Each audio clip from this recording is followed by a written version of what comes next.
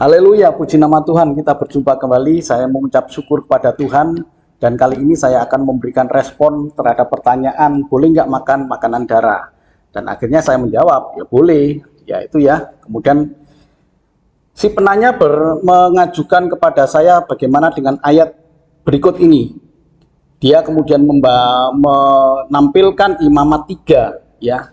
Imamat 3, tapi saya potong-potong ya. Saya potong-potong supaya singkat. Saya ambil saja intinya imamat 3 ayat 13 dikatakan demikian. Lalu ia harus meletakkan tangannya di atas kepala kambing itu dan menyembelihnya di depan kemah pertemuan. Lalu anak-anak Harun harus menyiramkan darahnya pada misbah sekelilingnya. Nah, yang kemudian yang diambil oleh si penanya pada ayat yang ke-17. Inilah suatu ketetapan untuk selama-lamanya. Bagi kamu turun-temurun di segala tempat kediamanmu, janganlah sekali-sekali kamu makan lemak dan darah. Saya ulang ya, lemak dan darah jangan kamu makan. Ya, ayat ini kan muncul di dalam imamat, artinya peraturan untuk imam-imam. Bagaimana imam-imam itu mempersembahkan korban, ya, mempersembahkan korban. Lemak dan darah itu bagian dari Tuhan, jadi nggak boleh dimakan. Jadi bukan konteksnya untuk makanan kita. Ayat ini sedang berbicara tentang lemak dan darah. Oke ya, si penanya saya mengucapkan terima kasih. Tapi kalau kita fair, kalau darah tidak boleh, lemak pun juga harus tidak boleh kan? Nah sekarang pertanyaannya, mungkin Anda tidak makan darah, tapi makan lemak nggak? Suka bakso nggak? Suka sate kambing yang ada lemaknya nggak? Atau tongseng atau tengkleng ya? Aduh, itu lemak semua itu dan enak sekali. Loh kalau darah nggak boleh ya itu juga nggak boleh gitu loh. Nah tapi oke lah ya.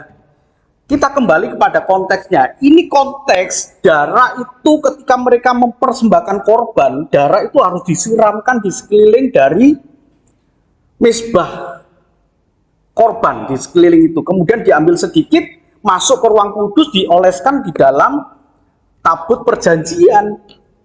Nah dikatakan di tadi ayat 13 kan darah itu punyaku kata Tuhan ya, jangan kamu makan. Ayat 16 saya potong-potong saja. Ayat 16 kemudian berkata, imam harus membakar semuanya itu di atas mezbah sebagai santapan berupa korban api-apian menjadi bau yang menyenangkan. Perhatikan ayat bagian terakhir dari ayat 16 ini. Segala lemak adalah kepunyaan Tuhan.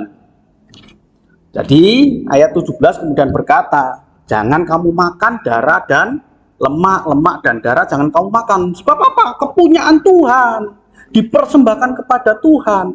Lalu imam dan keluarganya tentu dikasih ya, tapi bukan lemak dan darah. Dikasihlah kemudian paha dari binatang itu diberikan untuk dimakan kepada mereka. Nah saudaraku yang dikasih Tuhan, dalam konteks ini berbicara tentang korban yang dipersembahkan. Jelas nggak boleh. Tapi kalau untuk yang lain, makanan apapun ya, nggak ada pengaruhnya apa-apa. Semuanya akan, kalau kita makan, ya sekali lagi ya, kalau kita makan dan tidak menjadi batu sandungan, sah-sah saja. Tapi kalau itu menjadi batu sandungan, ya jangan kamu makan. Masih banyak makanan lain, onde-onde, ya kemudian pastel segala macam bolehlah ya. Kan masih banyak toh itu ya. Nggak harus ya, tapi kalau memang aku seneng dede, aku seneng makanan sosis darah, ya silahkan saja dengan ucapan syukur. Toh nanti keluar ke toilet, nggak ada pengaruhnya dengan iman kita, nggak ada pengaruhnya. Semua makanan firman Tuhan katakan itu baik. Saya kira itu saudaraku yang kasih Tuhan ya. Jadi berkaitan dengan imamat yang dibaca, 2 ayat yang ditampilkan oleh si penanya, yaitu di dalam imamat 7 ayat 25 sampai dengan 26, sama saja dengan imamat 3 tadi. Berbicara tentang korban bakaran. Tuhan memberkati. Amin.